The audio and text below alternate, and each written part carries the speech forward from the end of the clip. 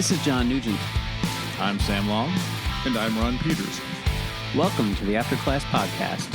Because the best conversations happen After class.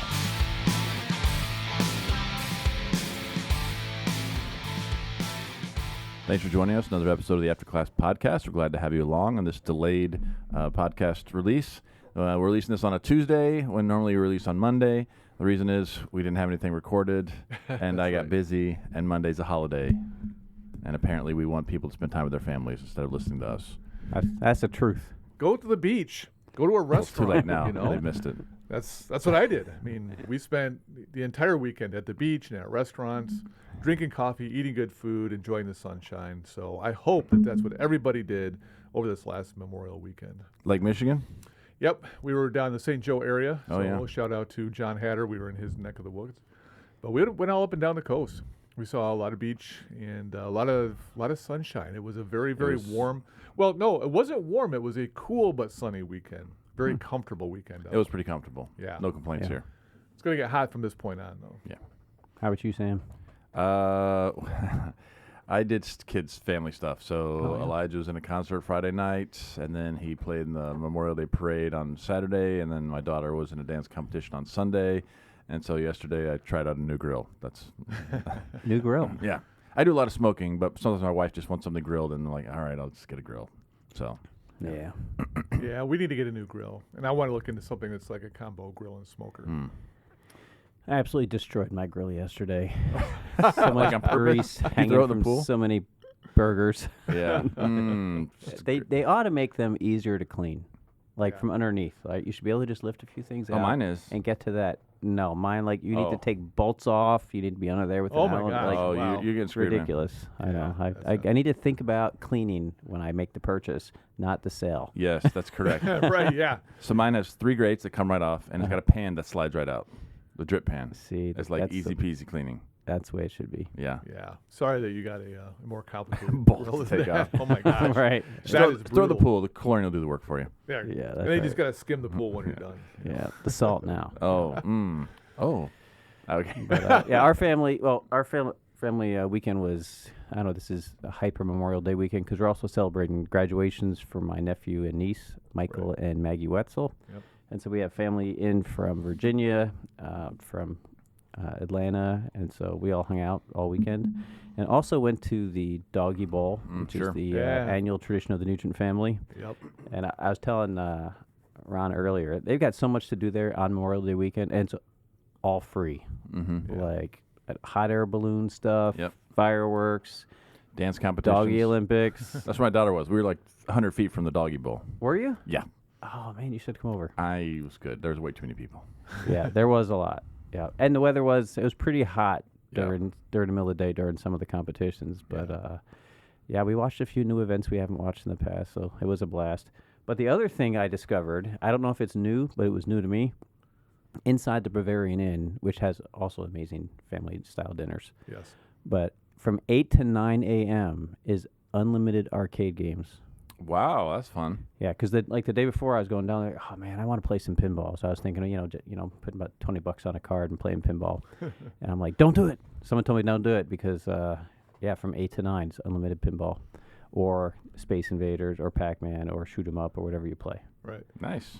So yeah, and they're actually expanding this place next year. By next spring, they're going to have like a giant addition with a wave pool. And bowling alleys, and I don't know, probably axe throwing. Everyone's getting out on axe throwing. Yes. Right, yeah. But yeah, huge expansion. So Yeah, that's what we Frankenmuth did. is just a great city. I love going there. So I've never done the Doggy Bowl. You've talked about it for years now, what a great experience it is. Yeah, it's the largest pet Olympic activity in the world. Wow. At least one brochure said. According to one. I didn't check Google for Put the out by the authoritative. Frankenmuth Visitors Bureau. Exactly. Right. Well, it sounds like you had a great weekend. So I think we all had a great weekend. Yeah, it's a good time. Yeah, good to be back to do the podcast. Yeah, back to sin. Wait, what? Original Sid. Yeah, at least the original version of it. So last episode we thought we wrapped up all the discussion of all the proof texts of 4 original sin, right? The passages people went to, and a lot of them I think we discovered you know, they were often about the all-pervasive nature of sin. Yeah. Right? And not necessarily something as specific as someone has like inherited sin by way of conception and being born into it and guilty of it and deserving to die from it, kind of thing. We didn't quite find that. But we did promise to return to a passage that comes pretty close to saying something like that, or at least it did to St. Augustine. Right. And that's Romans 5:12. I think we talked about this a few episodes ago. We mentioned it and we said we'd come back to it. Yeah. Say, will you read this in English, and then I'll read the version that Augustine was reading. Sure. Therefore, just as sin came into the world through one man, and death came through sin, so death spread to all because all have sinned. Yeah. So on the face value, death came to all because all have sinned. Right. Death came into the world because of one man sinned, Right, Adam, right. and not to mention Eve. But Right. Yeah. but the point here is, how do we get all connected to this? Well, because all have sinned, Yep. Sure. which doesn't really seem like a proof text for original sin Correct. when you read it in the NRSV. It's just observing the history of what has happened since Adam. Yeah. Yep. But we mentioned early on in the Augustine section that Augustine didn't read the NRSV translation of the Bible. No, he did not. He read the Latin Vulgate, and he didn't have strong original language skills, so he didn't really check with the Greek or check with the Hebrew. And really, at that time, there wasn't a whole lot of that going on. It wasn't a widespread practice like it became in the Reformation. Yeah. But so there's a website called vulgate.org, for those of you who want to go really language nerd, where you can read the Bible in the Latin. And fortunately for us who have not had Latin, you can then read like an English translation underneath it, or a transliteration. Like a sort of of it. literal wooden translation of the Latin. Yeah. Yeah. Yeah. So you kind of get a feel for what Augustine was picking up when he read this Yeah. in his Bible. And so this is what Romans 5:12 says in the Latin translated into English. Wherefore, as by one man sin entered into this world, and by sin death, and so death passed upon all men, in whom all have sinned. Okay. Right? In whom all have sinned. Which this is kind of how Latin, kind of like Greek, throws phrases at the end of the sentences that modify things earlier in the sentence, right? Right. And so if we were to kind of reconstruct this a little bit, the in whom all have sinned is referring to Adam, Right. right? So in Adam, all have sinned. Mm-hmm. Is essentially what this verse kind of comes off as saying in the Latin. Yeah. So what would that mean? From the Latin point of view, is that what you're asking? Yeah, from Augustine's point of view, he's reading Right. this, and So, in whom all have sinned. Yeah, he's reading back into that going, oh, guess what? Everybody has sinned because we all descended from Adam. We are all born sinners because Adam sinned, and as his seed, we've already sinned even before we were conceived, because it's this genetic thing that's been passed on since him. Yeah, so it's not just Adam sinned and later on we sinned. Adam sinned, and we were kind of in his womb sinning with him. Right. Right. Yeah. Right? Weird. So that his sinning was our sinning. Yeah. And so we, in a real sense, have sinned way back in the day, and we were born into that sin that we did long ago. Yeah. Yeah, there's no getting away from it, right? It's inherent in who we are, and that's one way of going. Is in Adam all sin is that it's in the same way that we are destined to have certain eye color or hair color or whatever Right. based on our genes. We're destined to sin because it's already within our DNA. Right. Exactly. Yeah, and this kind of reminds me of the Abraham Melchizedek passage, like in Hebrews, where the author of Hebrews is trying to make the case that Jesus is the superior high priest, right? And his offerings are superior than the Old Testament Levitical priestly offerings. And he's talking about how Abraham gave a sacrifice to Melchizedek, Yeah. right? And he's going to show, using a psalm, that Melchizedek is a type of Christ. Right. And so you have Abraham giving a sacrifice to Christ, so that Abraham is showing the offerer gives it to the superior priest, right? Exactly. Which with Abraham, it would be Melchizedek, who's like the superior priest. And so the author of Hebrews says that Levi, who is a descendant of Abraham, was actually giving a sacrifice to Melchizedek in Abraham's womb. Yeah. Since he was conceived, right? And since Melchizedek is a type of Christ, Levi is given a sacrifice to Christ. Therefore, Christ's priesthood is superior to that of Levi. That's the book of Hebrews. Yeah, I Read remember it. It's that in your New passage, Testament. Right. Yeah, exactly. But this is the kind of logic. You know, Yeah. when you look at Abraham, and he's reading this passage from Romans, Yeah. saying, hey, there's a real sense in which you and I, who are descended from Abraham, sinned in him. Just like Levi is offering to Melchizedek and therefore Christ, in the same way, Abraham's sin is our sin. Yeah, so he feels like he's on good textual grounds because he's got precedent. He's got biblical precedent for making that same kind of a move. Yeah, I don't know if Augustine actually cites all that Hebrew stuff, but I'm saying he's got something going on there. Yeah. The challenge is that's not actually what the passage says, in whom, referring back to Jesus. Adam. Or referring back to Adam. Yeah, sorry about that. I said Jesus. You right. So you're going to give us, now see, Sam read the English, Yep. and I read the anglicized Latin. Right. So you're going to give us the Greek here. So Yeah. And I mean, Sam's translation, the NRSV, we've sometimes criticized the NRSV as not always doing the best job. But in this case, I mean, I think it does just fine. And I could give like a really wooden translation here of 5:12, where Paul writes, on account of this, just as through one man sin into the world has entered, and through sin death, thus also into all men death, it has sort of passed through, on the basis of which all sin. And that would be like my hardcore wooden literal translation. On the basis of which all sin.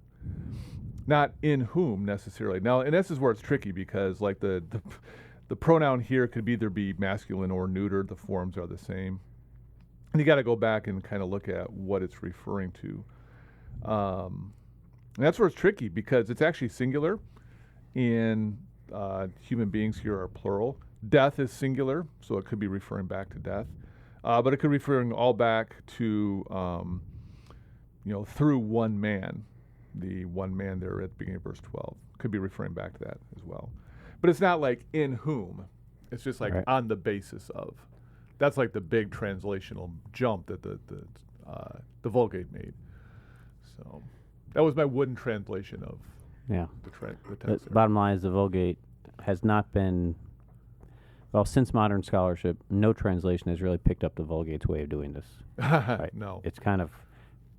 It's been corrected. Yeah. And Augustine just didn't have access to it, and he was doing the best he had with the Bible that he had. Based on the Bible he had, it actually makes sense. Like you can't fault him for drawing that conclusion because he is using the Bible that he had in his possession and saying, this is what the Bible says.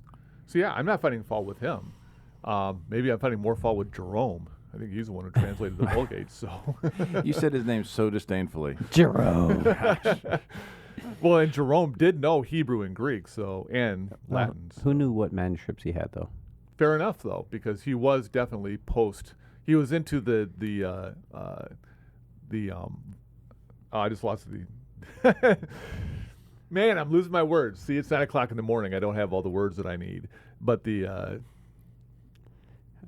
Sorry. Yeah, you guys can't help me. I'm looking nothing at to help you.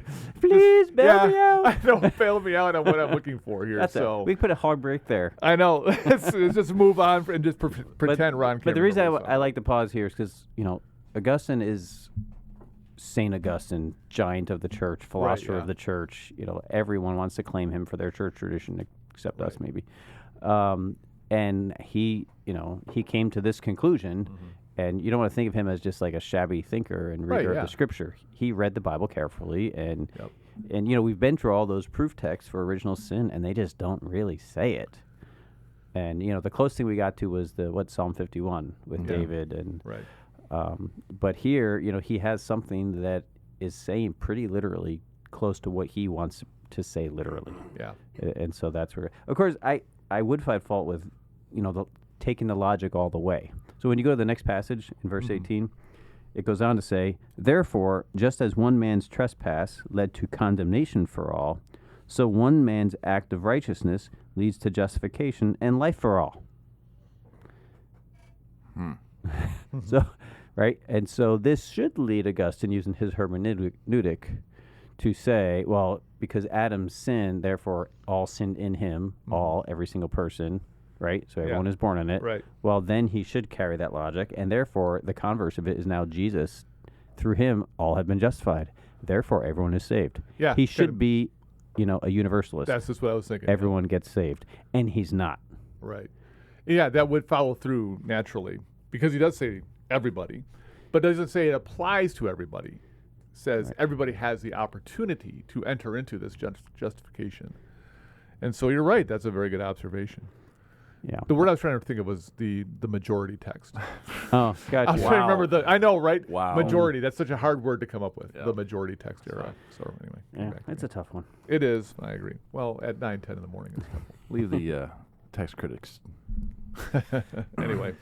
But, you're right. If he'd have just jumped ahead, he could have applied that to everybody and become a universalist, and he didn't. And so, why did he make the one jump to Adam being the one in whom we are all guilty because of his sin, and not use verse 18 to maybe mitigate that a little bit? Don't know. I got to have Augustine here to ask him. Yeah. Well, that's it for, all the proof texts for original sin in the Bible. And so now we're going to go forward into a group of texts that are used to push back on the concept of original sin. And a lot of these are just saying things that, I guess, push back on how people interpret, especially the poetic texts that are used to argue for original sin. And so we're just going to quickly go through these verses and kind of hear what they have to say and then draw to a conclusion. Yeah. I don't think at the end of this episode. I don't think so. Maybe at the end of the next one. Hopefully by Not the way we're going. So Not based on our history. we already sort of did chapter 8:21. Genesis 8:21 to be clear. Yeah. I mean, do we want to hit it real quick or no?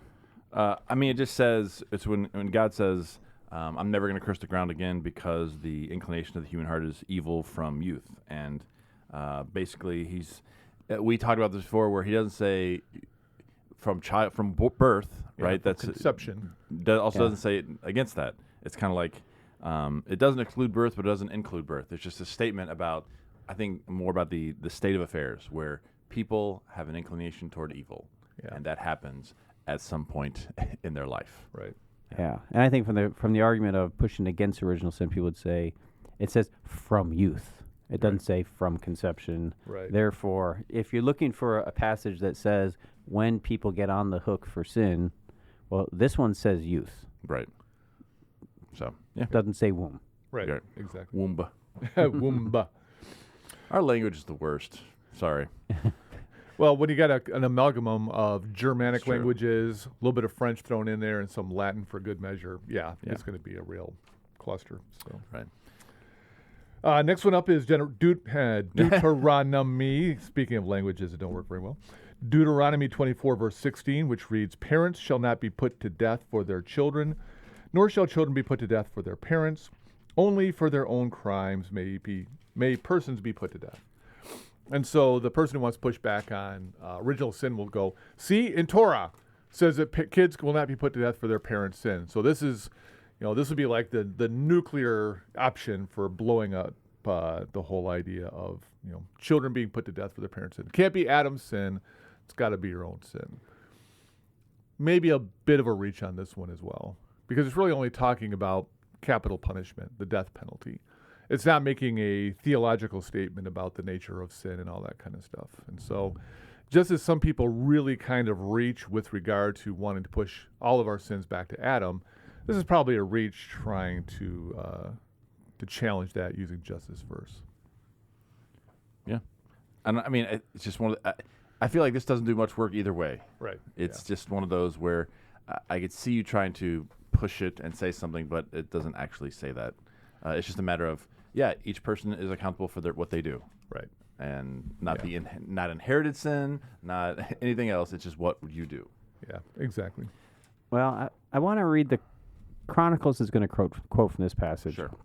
And maybe that's what makes people think it's stronger, because here it is like you said, Ron, I mean, in that passage, it's talking about original sin, saying, hey, if Daddy stole a cow, you don't kill Junior and Right. Sally, Yeah. right? Like only the one who committed it, should be punished by it, right?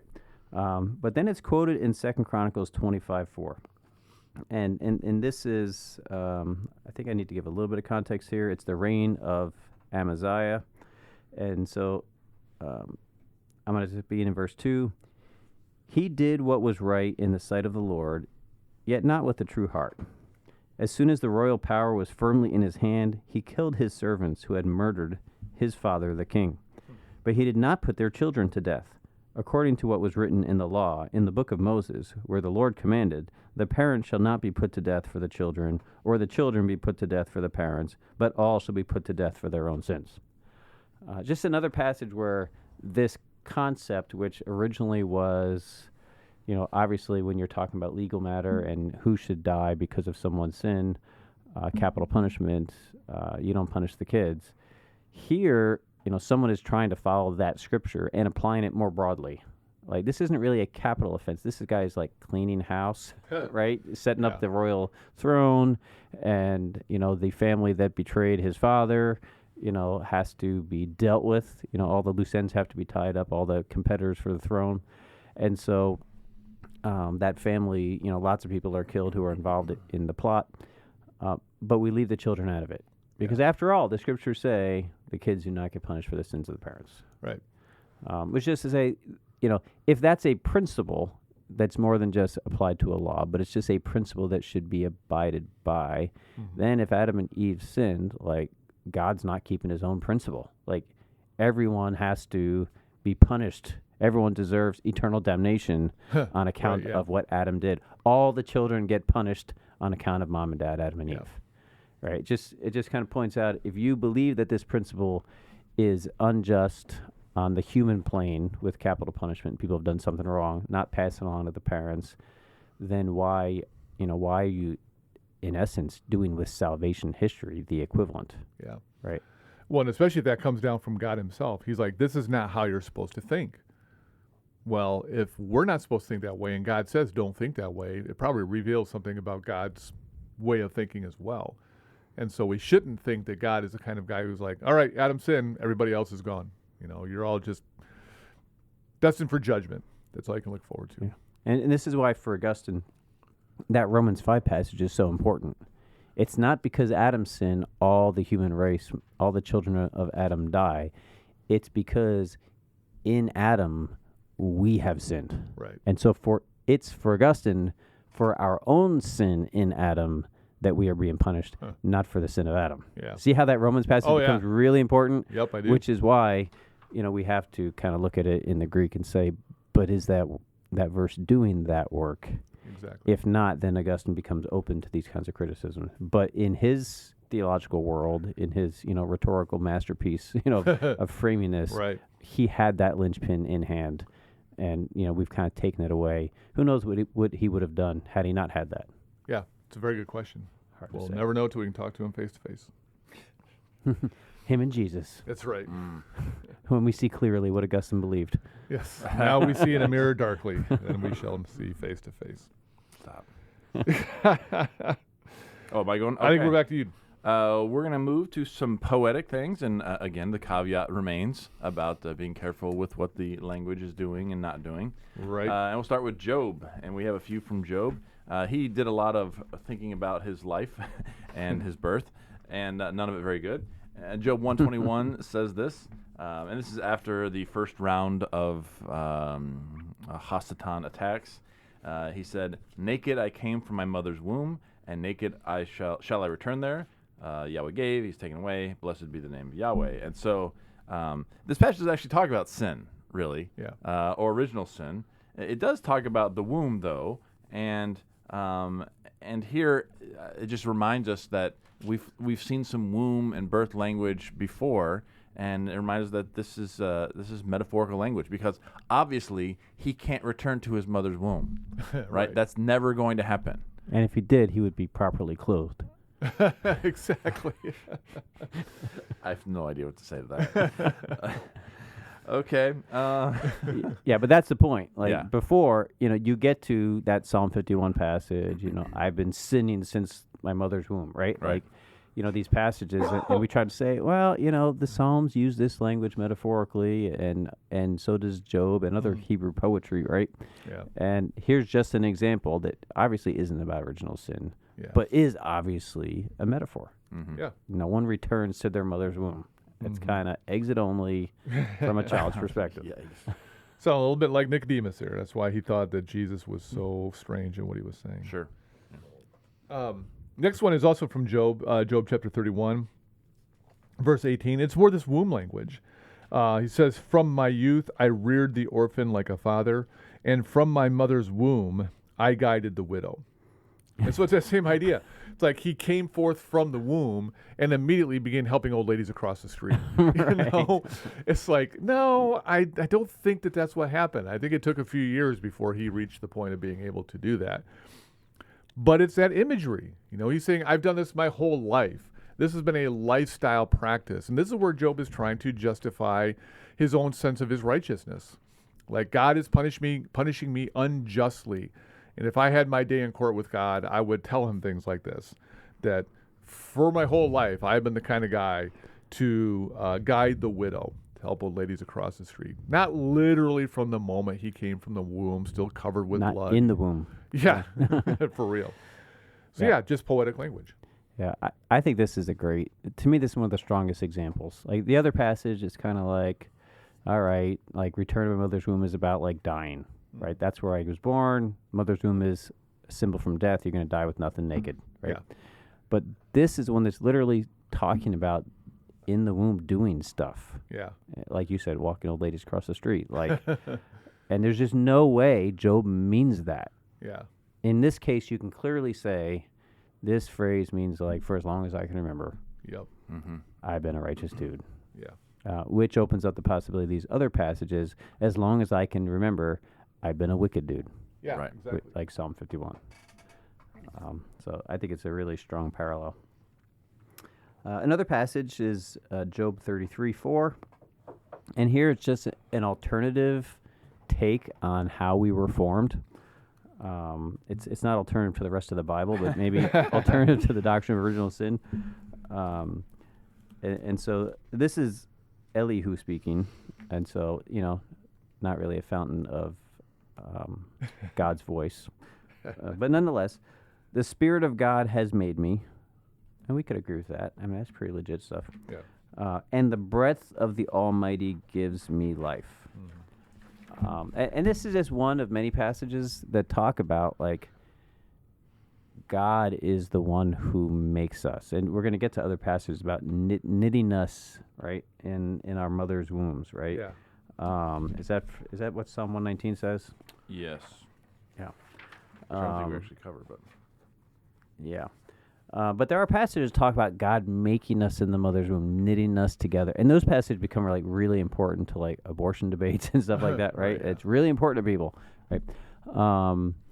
And this we would say is Orthodox teaching. And maybe it's a little bit, metaphorical. Is God in there with, knitting needles, Right. right, in your mother's womb, working away? Is God and this is up to, I guess, for theological debate. Are people coming together in the mother's womb because God is doing a special act of miraculous creation in there? Or this is what happened when when a man and a woman love each other. Yikes. And the egg is fertilized by the sperm, and, the process of life just kind of happens, and God's the one who created that process, and so every life comes from him, right? Or, so is this a metaphorical way of saying God is the author of life? Right. He knit me in, my mother's womb. Regardless, I think there's this strong sense that the act of life coming into being is sacred and awesome and a God thing. Yeah. And if this kind of stands in some tension with the notion that my conception was an act of sin. Right. I was a sin baby, right? I was formed Sin baby. in sin, right? And it's just a different vibe than God knit me together and I was wonderfully and beautifully made. It's kind of Right, like, yeah. no, you weren't. You were sinfully made. And that taint of sin was all over you. And so I guess this kind of represents those passages that talk about, us being made, this awesome, precious thing that God is making us. But, is God, the great cocktail maker throwing a little bit of sin, a little bit of this, a little bit of that? Or is like, That's great. God is making something awesome Yeah. and something cool. And that's something that we screw up later on. Yeah. Thoughts, Sam? I actually went a very different direction. This is not helpful to the conversation, but I'll say it anyway. You guys remember Cabbage Patch Kids? Oh, yeah. The Sin Baby line apparently did not catch on. Right. The sin baby. But line. it could have. Yeah, At least with a certain segment of the population. yeah. It takes the idea of being made in God's image, of God carefully and wonderfully making people, and it's like those passages don't mean what they mean. Then you have to figure out a way to justify either God made us and He made us sinful, or He didn't make us. If you're going to go with the original sin line, because that's what that Psalm 139 passage is very strong about, like the giving value to each person, and if that value is stripped because of original sin, I don't know. I think it makes it. You've got the original sin people need to deal with that passage. Is what Yeah. I'm saying. Yeah. Yeah. And I don't know the discussion, the debate enough to know how they would. Again, they could come back and say, well, you guys use your own argument against you. It's metaphorical language. He doesn't actually do that. Like, okay, well, that's fine. But anyway. Yeah, I feel like we need to read that Psalm 139 one because we've been doing a lot of work with it. Why not? Verse 13, for it was you who formed my inward parts. You knit me together in my mother's womb. I praise you, for I am fearfully and wonderfully made. Wonderful are your works that I know very well. Yeah, for me, it's obvious. Like, no, we're created, good because we're by God. But I could see them saying, well, yes, you're created good because God did it, but that still doesn't take away from the inheriting from your parents the sin. I suppose that's one way of dealing with the passage. Well, and I suppose, the original sin person would say, this is why God wants to redeem us. This is why, even though we are born sinners, we all sinned in Adam, this is why God sent His Son into the world, because He still loves us and wants to restore us to a right relationship, restore us to His original plan and creation. I can see the argument being made from a passage like this.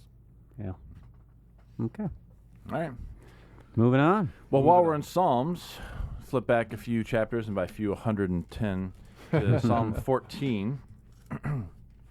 Psalm 14, verses 2 and 3 says this, the Lord looks down from heaven on humankind to see if there are any who are wise, who seek after God. They have all gone astray.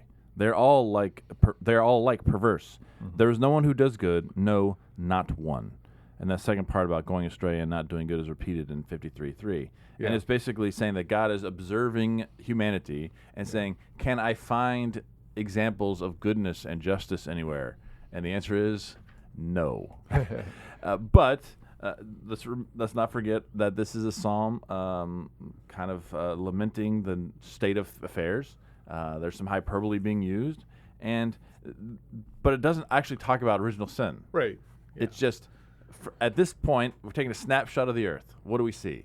Everyone's sinning. A bunch of sinners out there, yeah. A bunch of sin.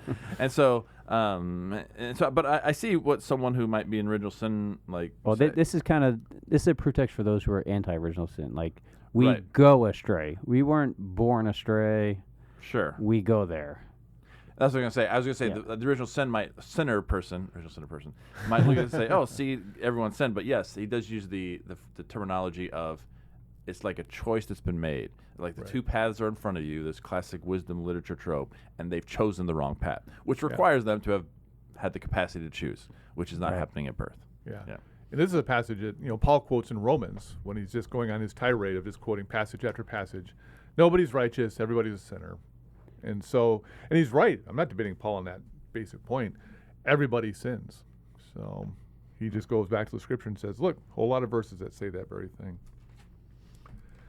Next passage comes from Ecclesiastes chapter 7, verse 29. Kohelet says, see, this alone I have found. that God made human beings straightforward, but they have devised many schemes.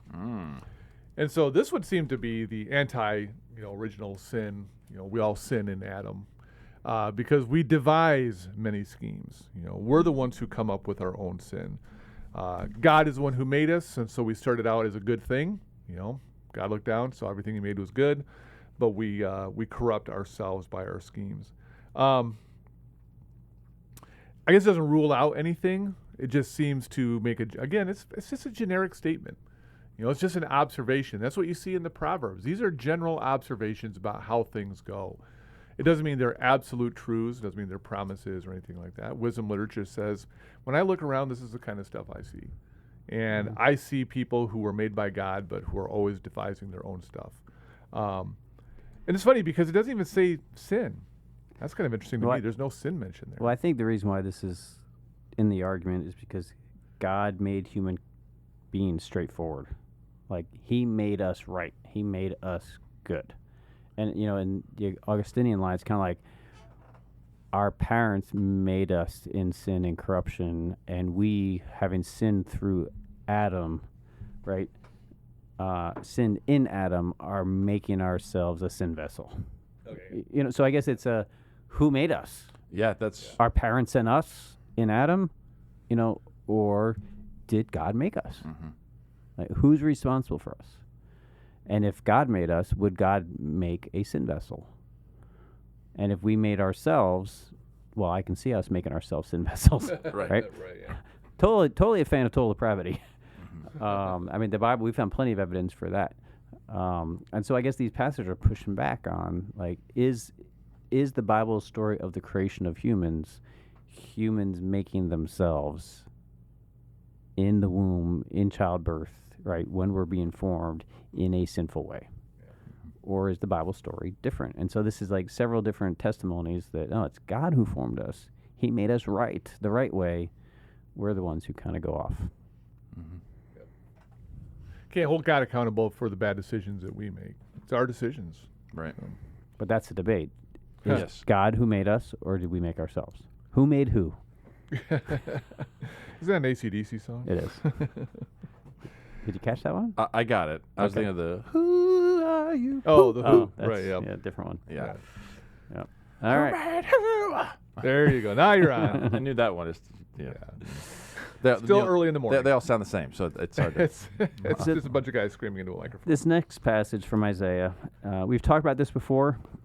We made a sideways reference to it, but now we're actually going to read it and hear kind of the weight it has for those who don't believe in original sin. We're going to look at verses 15 to 16.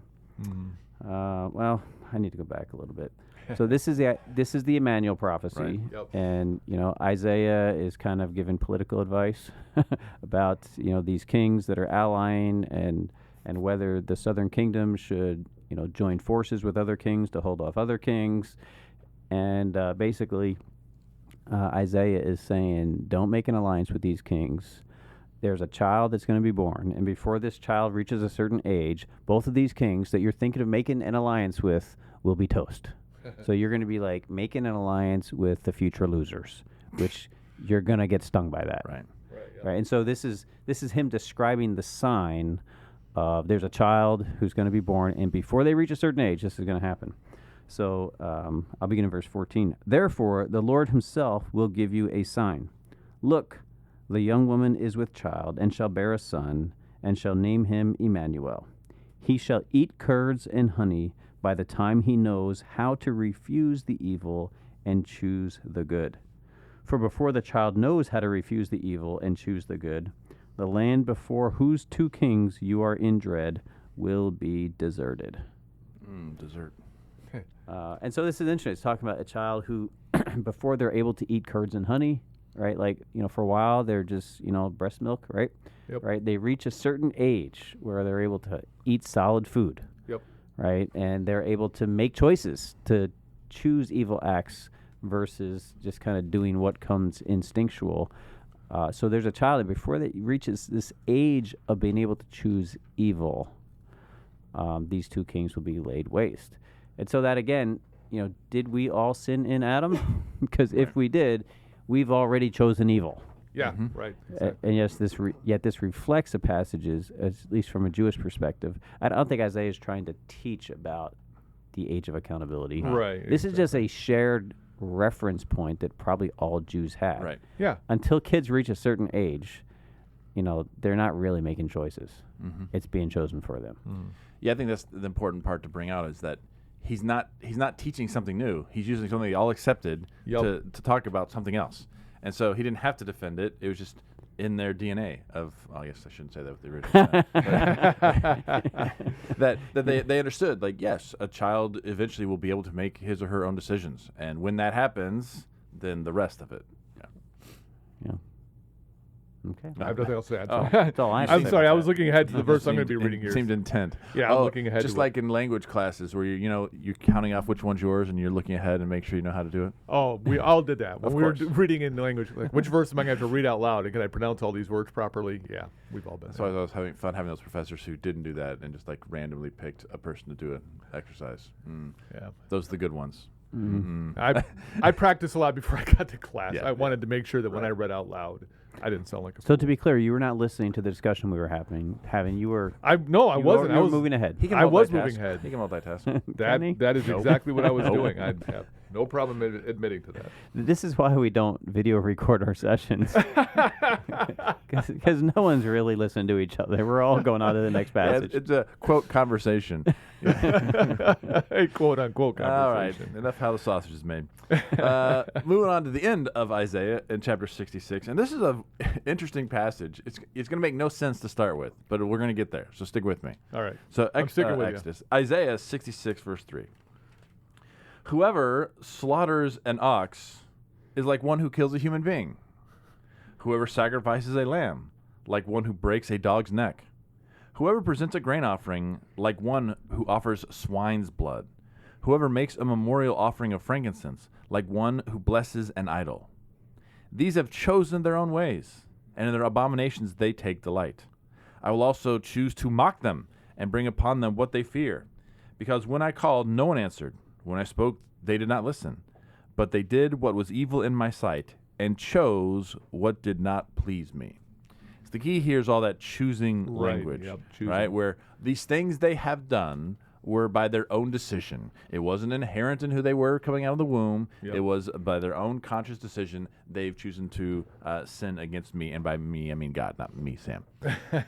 Right. And so I think it's pretty clear that the sinful, like, they're being held accountable for their decisions, Right. the things that they have done. And it doesn't mean that we were born into sin. It means that we are making conscious choices. Yep.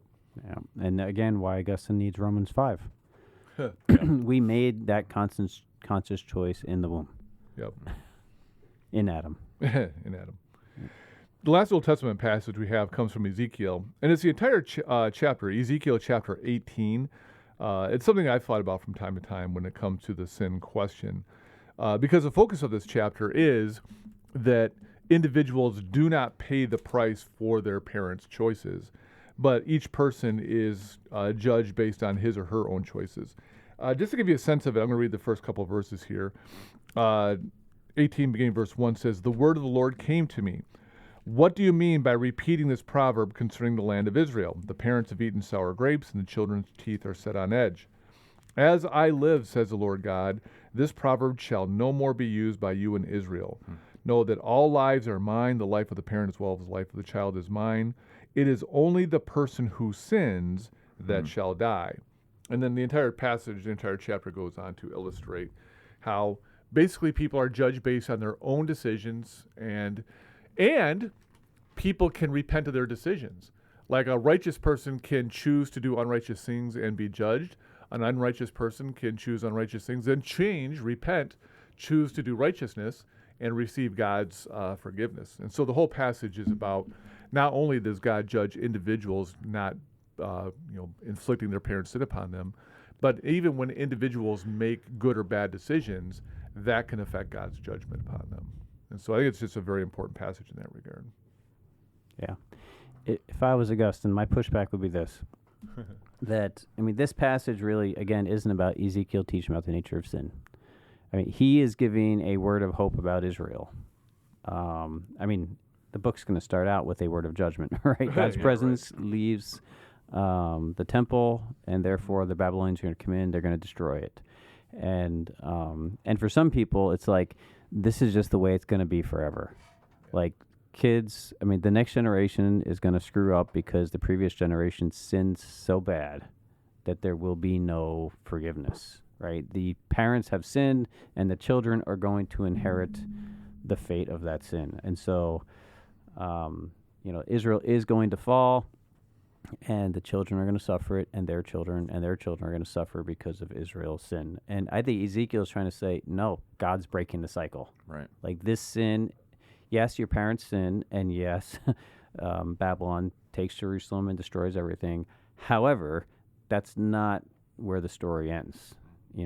I'm breaking the cycle so that the children will get a fresh start, and there will be a time of rebuilding. There'll be a second chance for Israel. The Babylonians and their successors are not going to be forever destroying the temple and exiling God's people. So it may not be about about the sin of individuals, but kind of Israel's sin. But it might be. Right. It may be a principle that's something he believes, based even on that law from Torah about the children not being held accountable for the sins of the father. Right. But the language, I guess, if you just read the verse, like each person will be judged based on what they did. Mm-hmm. Period. Right. Yeah, and the whole death language, it kind of pushes against some things we read, like they're not going. Sorry, at the very end of 4. It is only the person who sins that shall die, and the implication there is like everyone hasn't sinned enough to die because they haven't made that decision. And so I think it's an important section of verses just to really say it is about individual responsibility, and it is pushing against these Israelites who, like, you can't say because I'm part of Israel I'm saved, and you can't say like, oh, I didn't sin like they did. Like, no, it's all about you and what you did. And if that's the case, then it has nothing to do with how we were born. It has to do with the decision we make when we are the age of accountability and beyond. Yeah. All right, looks like we're out of time for this, but it's good because we got through all the Old Testament passages. So Yeah, next we can get to the good episode- stuff now. Yeah, next episode we'll get on to applying. the The new really stuff. the really good, fun, stuff that's written in Greek. So, in the meantime, thank you so much for joining us in this episode of the After Class podcast. After Class because The best conversations happen After class.